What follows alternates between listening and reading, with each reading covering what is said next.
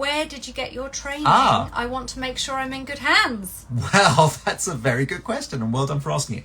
Shall I do my little CV then? So, I started off by going to medical school, which means going to university and studying to be a doctor. Hang on. What?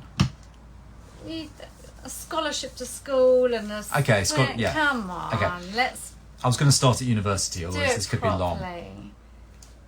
You start, because I don't quite know what you're saying now. Oh, you were top of the class here, there, and everywhere. Okay, right. You? Come on. So I was a schoolboy and I did well at school.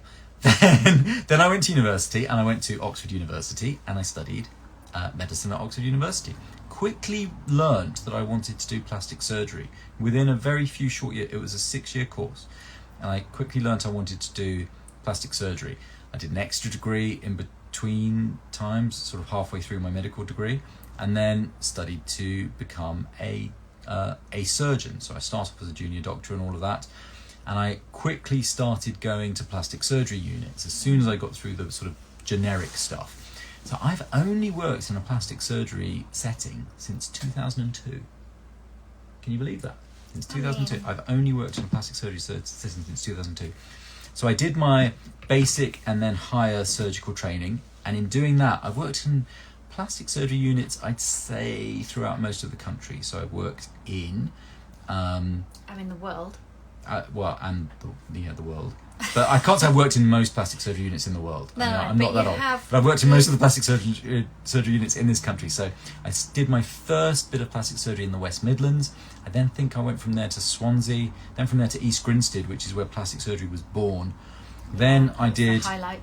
It was great, actually. Then I did an additional degree on the other ones, and I got I did microsurgical research. That's when I met Bex, actually, and that was based at an institute called the Raft Research Institute in Northwood, out West London. Good old Raft. And then went to the Royal Free and trained there.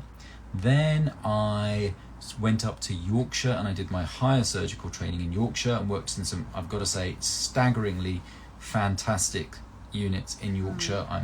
I just cannot big it up. I sometimes get patients travelling across the country from there to here, and I do always, because I've got such high respect for the place, I've got to say, you do realise there are incredible plastic surgeons all around you, and then I'll list a whole load of names. Yeah. So anyway, that was Yorkshire. Then during your higher surgical training as a plastic surgeon, the training course is it's a fixed period of time during which you have to get the exam. But I got the exam quite quickly and had a couple of years to kill at the end, which gave me a big advantage, because it meant we often do a fellowship, which is a period of higher training outside of your formal organised training. I got to do 3 fellowships, plus I was awarded by the British Association of Aesthetic Plastic Surgeons a 4th observership. So my fellowships were in aesthetics in London, throughout London, an aesthetic observership in Manhattan, and then more aesthetics actually in Australia, as well as skin cancer and a real range of general plastic surgery, I've got to say. And that was really my experience of running a department, running a unit. It was very hands-off from the consultants and hands-on for me, the fellow. The saying was yo-yo mofo, which means you're on your own, micro fellow. The other really good saying they loved was, if you need me, I'm on the end of the phone and no closer. Yeah. They like that. Did you talk about the New York one? I did talk about Manhattan, New York. I did that. And the one I missed was the really huge one, Chelmsford, where I did microsurgery in breast reconstruction and microsurgical head and neck reconstruction too. During one of those fellowships, it was the London one, I wrote a textbook on evidence-based cosmetic surgery. And what else? BAPRAS. Oh yeah, a member of BAPS. I'm a member of the British Association of Aesthetic Plastic Surgeons and of the British Association of Plastic Reconstructive and Aesthetic Surgeons and of the International Society of Aesthetic Plastic Surgeons. Yeah. And... Which means you have to follow a certain code of conduct. Yes. You have to,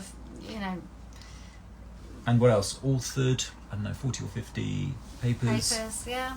And still going. And still going. So that's me.